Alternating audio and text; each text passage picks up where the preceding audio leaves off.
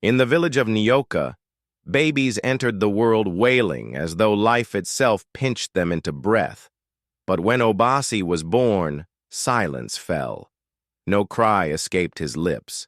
His mother, pale and fading, held him just once before, whispering, "He must never trade what follows him." Then she passed into the stillness. Obasi grew up a quiet boy with eyes too old for his age. He watched the world like someone who had lived through it before. His shadow followed him like anyone else's, but elders swore it moved slightly before he did. Chickens refused to cross his path, and mirrors near him fogged over for no reason. Still he was kind, too kind, as though trying to earn his place in a world that watched him from the corner of its eye.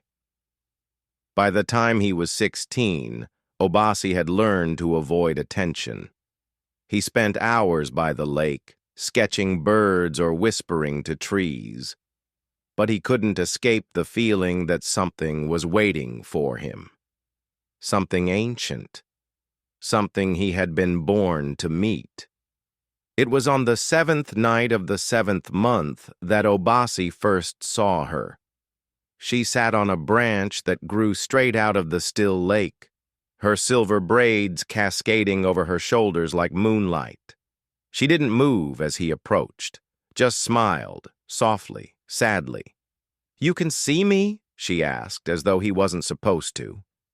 Obasi nodded. He couldn't speak. Her voice was like water over stone. Gentle but sure. Her name was Nia. She said she came from the far side of the forest where the sun didn't rise, and time walked backward. Obasi didn't question her. He came to the lake every night just to see her, and though she never entered the village, he didn't mind. Her smile became the lantern in his darkness. 3 weeks after Nia first appeared, the wind shifted. It whispered his name. Obasi followed the breeze into the forest, where the trees leaned in like eavesdroppers. There he found a man with one white eye and one black. His grin was stitched, yet his laughter echoed. "You love her," the being said, "but love, like all beautiful things, comes with a cost." The creature introduced himself as Ebo, a trickster god. He offered Obasi a scroll, sealed in red wax. "Give up what follows you, and she will stay." Obasi hesitated, but Ebo only chuckled. "Your shadow is a small price for eternal love." Obasi performed the ritual on the blood moon under Ebo's watchful gaze. He stood barefoot at the edge of the sacred lake, holding the scroll. As he read the words aloud, his shadow began to smoke, then peel off the ground like old paint. He felt no pain, only lightness, a strange freedom. As the last strand of shadow disappeared, the wind stilled. Even the insects stopped buzzing. Obasi looked down and saw nothing behind him. He was finally weightless. But even then, something inside him whispered, "What have you done?" The very next day, Naya walked into Nyoka like she'd always belonged. Villagers were enchanted by her beauty, her calm, her stories of lands where rivers ran backwards. Children followed her. Elders watched in awe. But something was wrong. Chickens screamed and scattered when she passed. Dogs howled from rooftops. And Obasi's grandmother, blind but wise, refused to speak Nia's name. Still, Obasi was happy. For the first time in his life, someone chose him. He ignored the strange things. He had given up his shadow, after all. He couldn't bear to admit it might have been a mistake. Days passed like dreams. Obasi and Nia became inseparable. They laughed, danced, and whispered their own language under starlight. But odd things continued to happen. Whenever Nia laughed too loudly, mirrors cracked. When she cried, someone nearby fell ill. The villagers began to whisper, They spoke of omens and old tales, of spirits that wore the skins of lovers. Obasi defended her fiercely. Love made him brave, or maybe blind. Nia never slept. She just stared out the window, humming tunes no one could remember learning. One night, Obasi asked her, "Why do you never sleep?" She replied, "Because if I dream, I might wake up." One morning, Nia stood in front of a polished bronze mirror. Obasi watched her expression turn to fear as she touched her face, but the mirror reflected only the room behind her. She had no reflection. She stepped away quickly, smiling too fast. "Old bronze. They lie sometimes," she whispered. But Obasi felt his stomach twist. He tried to brush it off, but unease clung to him like sweat. That night, he stared at her face as she slept. The moonlight kissed her skin, but her eyes never moved beneath the lids. She was too still, as though she wasn't dreaming, as though she was listening. Obasi traveled to the edge of Nyoka seeking answers. There, he met a traveler wrapped in tattered gold. The man smiled with broken teeth and said, "You're the boy without a tail. I was like you once." The traveler revealed his own curse. He had once traded his shadow too, but when he regretted it, the gods gave him another. Now, two shadows followed him, and they argued at dusk. One whispered truths, the other plotted murder. "Your love glows too bright," he warned. "That light will blind you, and when you can no longer see her, it'll be too late." Back in the village, Obasi's grandmother called him close. She sang a lullaby older than memory. When a ghost loves flesh, and the shadow is sold, the heart will burn cold till its truth is confessed. She told him of the memory spirits, souls who fed on love and lingered by water, taking shape through longing. "She isn't evil," she whispered, "but she is hungry, and your love is making her real." That night, Obasi woke to an empty bed.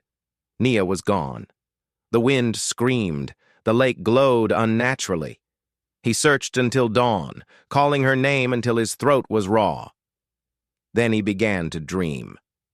Over and over, he saw Nia drowning in the lake, reaching for him with hands that turned into mist. He woke each time with tears, unsure if it was memory or prophecy. Villagers claimed they saw a girl walking into the forest, backwards, her feet not touching the ground. Obasi knew he had to find her again, no matter the cost. Obasi followed the whispers in the wind, deeper into the forest than he had ever gone. Trees bowed with age, bark etched with ancient names now illegible. At every step, a whisper repeated his own name backward, as if erasing him with every echo. He came upon a shrine built of bone and vine. There, carved in fresh stone, was his name, and Nia's. Beneath it, "What is loved is remembered. What is forgotten fades." He touched the stone. A chill ran up his arm. In that moment, he realized Nia was fading because people were starting to forget her. The love he gave her was the only thing anchoring her to this world. But now, even his faith was cracking. He returned to the lake, the place where it all began. Under a moon swallowed by clouds, he stepped into the cold, black water. As he sank beneath the surface, he saw visions. Nia's birth in sorrow, her fading into mist, her becoming memory incarnate. Then he saw himself. But this version still had a shadow. It clung to him, screamed at him, begged him to wake up. Obasi gasped and burst out of the lake, coughing water and tears. It wasn't just Nia he had betrayed himself, his essence. He had sold his tether to the truth, and now nothing could hold him to reality. Nia returned to him that night, standing at the edge of his bed with a smile that didn't reach her eyes. Her skin was cold as fog when he touched her. "Do you still love me?" she asked. Her voice wavered like wind chimes in a storm. He hesitated. "I don't know what you are anymore." She wept, and her tears turned to moths that flew into the flame of a nearby lamp. "Then I am unmaking, but I won't go alone. If you forget me, I die, and so will you." That night, Obasi dreamed of shadows crawling through Nyoka, shadows without bodies, searching for someone to anchor to. He awoke to screams in the village. One of the elders had vanished. In his hut, only a pool of water and a burnt-out candle remained. Obasi knew it was beginning. His broken pact had torn the veil. Shadows now had hunger. He begged his grandmother for help. She said, "Your shadow is not gone. It is imprisoned. Go back to the trickster, but beware. He only plays games he cannot lose." Obasi returned to the forest, and Ibo greeted him with a grin full of rot and stars. "You want your shadow? Win it in a game. Lose, and Nia stays real, and you become her echo." The game was simple. Answer 3 truths, but if he lied or hesitated, he would forfeit. First question. What do you fear more, losing love or losing yourself? Obasi hesitated, then whispered, "Losing myself." The forest shuddered. Ibo's second question. Was she ever real? Or did you love a ghost of your own making? Obasi wept. The truth hurt more than the lie. "She was real to me, but maybe that's all she ever was." A tear fell to the forest floor and turned into a glowing beetle. It scuttled away, carrying his answer into the roots of the earth. Ebo smiled. "One more, and this one will hurt the most." "If I gave you back your shadow now," Ibo said, voice curling like smoke, "would you still choose her, knowing she was never meant to stay?" Obasi clenched his fists. His heart screamed yes, but his soul whispered no. Finally he said, "No. I choose truth, even if it breaks me." Ebo howled with laughter. Then he bowed. "Well played, boy. Take it back. But know this, your shadow will remember everything." The next morning, Obasi's shadow returned. It slid across the ground and reattached to his feet with a cold hiss. The world tilted. He could see clearly again. But Nia was fading. Her silver braids unraveled into mist. Her eyes pleaded, "Remember me, Obasi. Please, I don't want to go." He held her hand until it passed through his. "I will remember you, but I can't hold you, and I won't forget myself to do it." After Nia disappeared, the lake stilled forever. No ripples, no birds, just silence. Obasi wandered the village like a ghost with a heartbeat. Sometimes the wind whispered songs she used to hum, and in his dreams she danced, not to haunt, but to say goodbye. The villagers never spoke of her again, but Obasi did. He wrote stories. He planted silver flowers by the lake.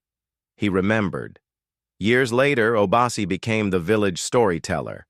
Children gathered to hear his tales, of love, of bargains, of shadows and memory.